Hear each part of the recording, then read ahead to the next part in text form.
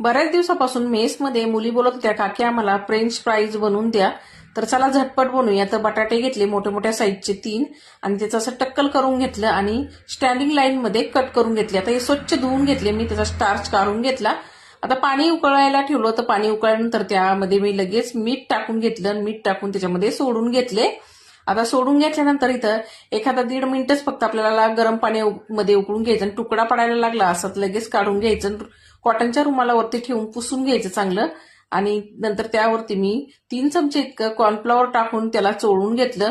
कढईमध्ये तेल गरम करून घेतलं आणि त्यामध्ये हे सोडून घेतलं. आता इथे एखादा मिनिट भरभर मी फ्राय करून घेतले आणि नंतर थंड करून परत एकदा फ्राय करून घेतले. तयार झाले इथं क्रिस्पी आपले चांगले फ्रेंच फ्राईज. मंडळी मेसच्या मुलीला खूप आवडले. मी शेजवान चटणी बरोबर आणि टमाटर केचप बरोबर त्यांना खायला दिलं होतं. तुम्हाला हे फ्रेंच फ्राईज कसे वाटले ते कमेंटमध्ये नक्की सांगा. या तुम्ही पण खायला. धन्यवाद.